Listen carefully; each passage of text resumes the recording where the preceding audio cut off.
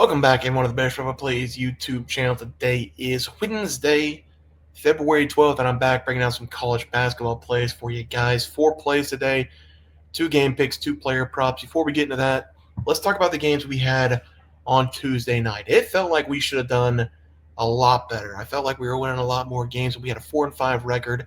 Game by game here, Tennessee kind of got their ass kicked in the first half, made the comeback, went up by 161-60. Kentucky at home closed the game. Tennessee couldn't get a stop, and they couldn't get a bucket in the last 4 minutes. It's just how it goes sometimes. They lose that game outright, I think, by 8 or 9 points.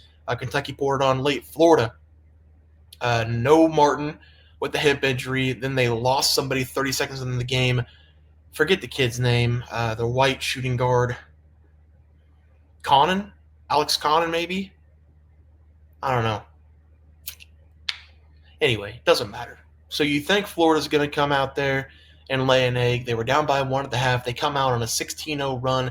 I did watch the second half. This Florida team is dangerous. They did that without the 2 starters on the road against a top 25 team. They killed them in the second half going up against Mississippi State. Michigan money line looked like the exact same outcome of the first game. Purdue comes out in a 7-0 run. We get the quick timeout. I was like, what the hell did I get myself into? Purdue up the entire game. And then Michigan in the second half, they find a way with about 8 minutes left to make a run, go up by 1, then go up by 3, then go up by 4. Turnover with 3 or 4 seconds left. Smith, wing, 3-pointer to win it. Clank off the rim. Would have been horrible if he'd hit that shot, but Michigan does hold on the money line. Kansas State goes down early against Arizona. They found a way back. Doug McDaniel big in that game. I think they won this game outright. We had the plus 4.5.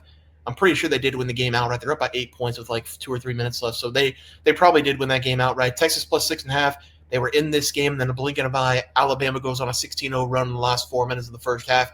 Not Texas' fault. Alabama couldn't miss from 3 after about the 16-minute mark in the first half. So sorry, Texas.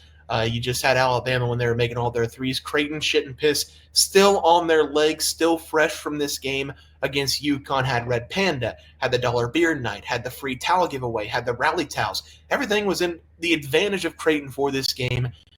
Up 14 points in the first half. Come out, I think it was a 16-3 run out of halftime for UConn. One coach made adjustments. One coach just let them watch videos or talk in the halftime locker room. Apparently, no adjustments were made by McDaniel or McDermott, and Creighton horrible in the final minutes of that game as well. Missed a couple huge free throws. This was the McNeely show for UConn, though he scored over half their points, close to a 40-point game for him in that one, the freshman. So good on him. I think they said that was the first time that UConn's beat Creighton at Creighton. So we made history if that's the case. The player props 1 and 2. Ashworth, man, this guy, he made 1 shot from the field, had 13 points. He had 9 points in the first half. I think 7 of them were from the line. He just could not make a shot. Had a deep 3 to go up by a point with like 20 seconds left. It went all the way in and all the way out. Just wasn't his night. Trey Johnson gets off my list, and he comes back in a big way, scores 20 points basically in the first half, goes over the 17.5 points. And then Kai Ziegler, 6 assists with 12 minutes left in the game, and he did not record another one. Probably a big reason why Tennessee kind of blew it late. So that's everything. That's the recap. Talked a lot about the recap. Let's talk about the games for tomorrow. St. John's going up against Villanova. Now, this is huge for St. John's. They win this game. They win the conference most likely. They still have to play Creighton. They still have to play UConn. They still have to play at Marquette. So that's 3 big games they have to play. But with UConn losing, with Creighton losing, that snaps the 9-game winning streak. That gives St. John's a 2-game lead in the conference, and that gives them – no, they lost to Creighton the first time, so Creighton still has the tiebreaker, but now St. John's has a 2-cushion up game between Creighton and them, and they got to find a way to win this game on the road. Villanova's been decent over the last couple games. They beat DePaul, they beat Xavier, 2 not great teams in this conference. They've lost to Georgetown, Marquette, and Creighton in the 3 games prior to that. They lost by 12 points to St. John's on the road. Villanova's a decent team. They play a lot better at home, and I'm taking St. John's here against the spread. I think they're minus 2.5. I'm just going to take the money line. Hope nobody hates that, but I'm just going to take St. John's here on the money line. And the better team, they're going to find a way to win this game. That's what they've been doing all season long in this conference. So just give me them on the money line as the first play of the day. For the second play tonight, we're going to be looking at Arizona State going up against Texas Tech. Texas Tech is minus 15.5 coming into this game. Luckily, I made the final score 16 points because I did not know it was going to come out that high. I thought maybe like 10.5, 11.5. This is a big number set by the book, and I kind of like it. Coming off that loss against Arizona, they were one of the hottest teams in the conference over the last 2 or 3 weeks. They beat K-State, Arizona, Cincinnati, OK State, TCU, Houston, Baylor, and then they lost to Arizona on the road back home in this game, going up against an Arizona State team who's lost 3 consecutive games, losing at OK State. OK State's one of the worst teams in that Big 12 conference this season. I think Texas Tech puts up a big number here going up against Arizona State. Give me the minus 15.5 as the final play of the day on the game pick side. Let's go with some player props for tomorrow.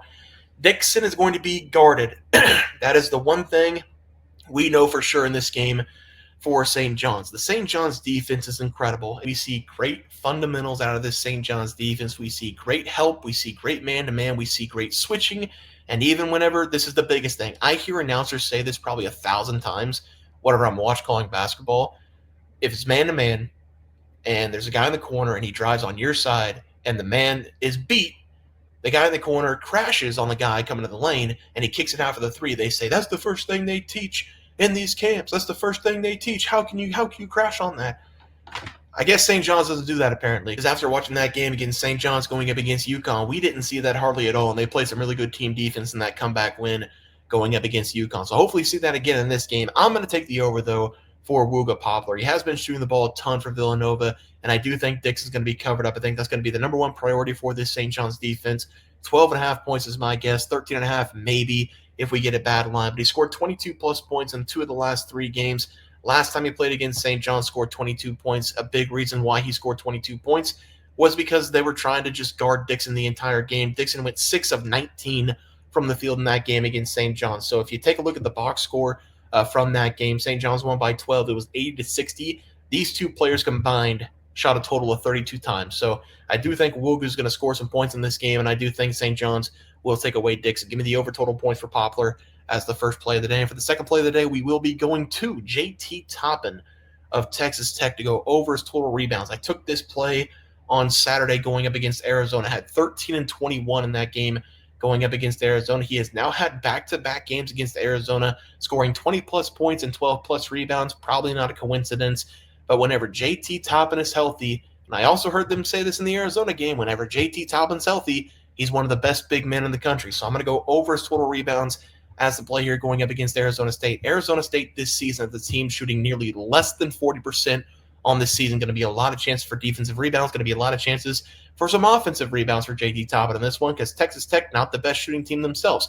I'm going to take the over 6.5. My guess, maybe 7.5 as the final play of the day. Let's go to the recap graphic. We are going to be looking at St. John's money line going up against Villanova. We have Texas Tech minus 15.5 going up against Arizona State. JT Toppin 6.5, 7.5, somewhere around there, 7.5 probably as the rebounds there against Arizona State. And then Wooga Poplar, my guess is 12.5 going up against St. John's as the final play of the day there. Guys, it's going to do it for the NCAA basketball picks and props for Wednesday, February 12th slated games. If you guys enjoy the content, please share the like this video and subscribe down below. See you guys next video, and thanks for watching.